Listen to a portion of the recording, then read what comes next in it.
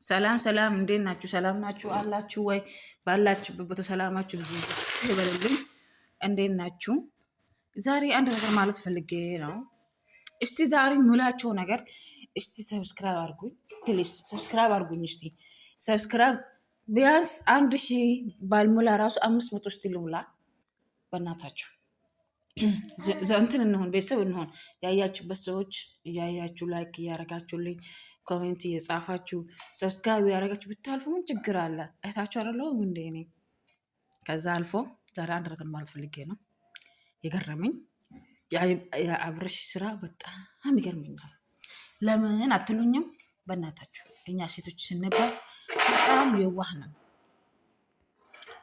ምላቸው ነገር አንዳንድ ሴቶች እኛ እንትን ስንል መጀመሪያ ቅድሚያ ሳናይ ነው የምንገባበት። አብርሽ ዛሬ ማለት ነው የተሳሳበት ነገር ልንገራችሁ። ሁሉ ጊዜ ሩታ ተስፋ እንደምትቆርጥ ያረጋት ከሴት ይልቅ አንድ ሰው ቤተሰብሽ የፈለገ ነገር ይሁን የፈለገ ነገር ሌባ ይሁን የፈለገ ነገር ይሁን የእሷ ቤተሰብ የእኔ ቤተሰብ ያላከበረልኝ ወንድ ማለት ነው ሀብታም የፈለገ ነገር ይሁን በአናቱ ይተካል። ገባችሁ? ገና ወንድምሽ ለምን እዚህ ቤት አየሁት እኔ ሂጄ ከፈለገ ሰው ጋር ተዝናንቼ ተጫውቼ ምን ብዬ ፈታ ብዬ ገባለሁ። ግን አንቺ ከማንም ጋር ሰው አትገናኝም። ቤቴ ውስጥ ማንም እንዳታመጪ። ቤቱ የእሱ ብቻ ነው። ታውቂያላችሁ። እኛ ስናውቅ እኮ መጀመሪያ እኮ ስንከታተል እኮ የሆነ አመዳም የነበረ ልጅ ነበረ እኮ ለአይን የማይመች ለምን የማይመች ነበረ። ዛሬ ከእሷ ጋር ሆኖ ውበት አገኘ፣ ብር አገኘ፣ ሁሉም ነገር አገኘ።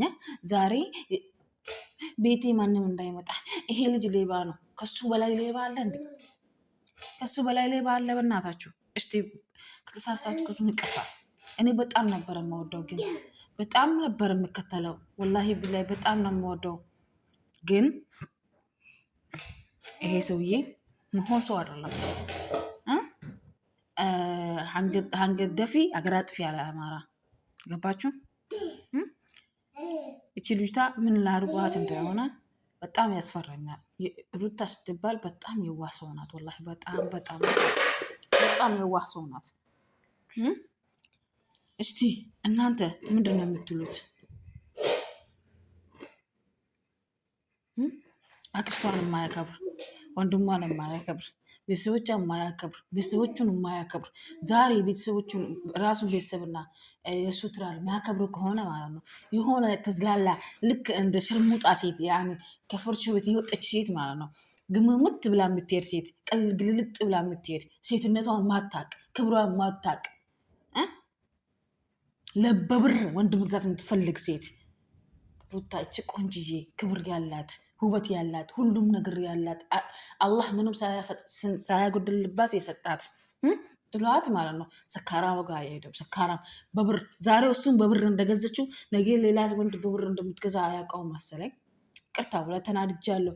በጣም ነው ይሄን ቪዲዮ ሳይ ተናደድኩ። ማታን ግማሽ ቀርቼ ነበረና እስከ አሁን ድረስ ወላሂ በጣም ተናደድኩ። ምን አይነት ነው? በቃ ነገ በኔ ያለ አይደለም። በጣም ተናድጄ ወሬ ራሱ እንትን እያረኩ ነው እያደባላለኩ ድብልቅ እያረኩ እያወራው ነበር። እስቲ እናንተ ምንድን ነው የምትሉት? እስቲ ኮሜንት ላይ ጻፉልኝ። እንደዚህ አይነት ባል ነው ሩታ ዛሬ ብትሳሳት ምስት ናት። ታውቃላችሁ እኛ የወለድን ሰው የእርግዝና ጊዜ ምን አይነት ጊዜ እንደምናሳልፍ በጣም በደንብ ታውቃላችሁ። በደንብ እንደዛ ብቻዋን የእርግዝና ጊዜ እንደዛ ብቻዋን ጥሏት ከሴት ጋር አንድ ከፍቅር ጋር አንድ ማን ነው የምትባለው ስዛላ ተመልሶ ግን እሷ ናች ጥፋተኛ ሁሉም ነገር ላይ። ሰው ልጅ ባልሽ ሆኖ ባልሽ አንቺ እርግዝና ሀብልሽ ጀምሪ ሌላ ሰው ጋር ሌላ ሴት አንቺ ላይ ማምጣት ከጀመረ ትርፉ ምንድን ነው? እሺ ብላ እኛም ያ ሁሉ ነገር እያየን ሆዳችን እየተቃጠለ አይተን መጨረሻኛ ላይ ተው ናቸው አይደለ? እሷም ፍተኝ ብላ ፍች ፈልጋለሁ ብላ ፈተች፣ ተለያዩ። አሁንም ሄደ ቁጭ ሀገር ከምትሄጂ ያንቺም ቤትን ለቅልሻለሁ ቤትን ሁኚ እሺ ብላ መጣች። ችልታ ስትመጣ አውሬ አይደለች የሰው ልጅ ናት። እንዴት የሰው ልጅ ብቻውን ይኖራል? እስቲ ንገሩኝ። ሰው እንዳይመጣልሽ ምን ፈልጎ ነው? ማታ ገብቶ ገሏት ከዛ በኋላ ወይ ሩታዬ ልል ነው? እስቲ አስቡት እናንተ። እኔ የፈለግኩ ነገር ሆናለሁ፣ አንቺ ግን ብቻሽን ባዶ እንትን ውስጥ ልጅሽ ያዥና ተቀመጪ። እኔ ግን ሚዲያ ላይ ሲመጣ አስመስላለሁ፣ ሁሉም ነገር አደርጋለሁ። እኔ ከሰካራሚ ጋር ተገላላጫ ጋር በባንት የምትሄድ በወንድ በብር የምትገዛው እሷ ጋር ልሂድ፣ ሸለዋ ጋር ልሂድ። አንቺ ግን እዚሁ ተቀመጪ። እኔ እንትን ብዬ ለፈለኩ ነገር አርጌ ዞሬ ዞሬ ሲመጣ ወደ አንቺ ይመለሳለሁ። አንቺ ቁጭ በይና ጠብቂ። አለ እንደዚህ አይነት ነገር? እስቲ ንገሩኝ ባካችሁ። እኔ ያልገባኝ ነገር ይሄ ነው። ቤተሰብ ምንቅ አመዳም ሰው በእናታችሁ። ድሃ እኮ ዱርም እኮ ያለ አማራ እኮ ያለ ነገር እውነት ነው። ድሃ ሳልፍለት አይቻልም፣ አይቻልም። ድሃ ሳልፍለት የድሃ እንትን ነበረ። እሷ ሳገኝ ሰውነት አገኘ፣ ሁሉም ነገር አገኘ። ዛሬ ግን እንደዚህ ተመጣጥሮ እፍ ብል የተባቴ ነው የሚጥለው።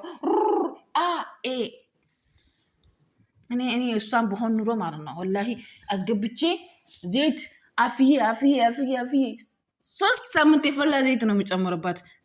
ስጋውና አጥቱ እንትን መለያየት እስከሚከብድ ድረስ ነው የማደርገው። ምን ላድርገው? ቻንስ ነው።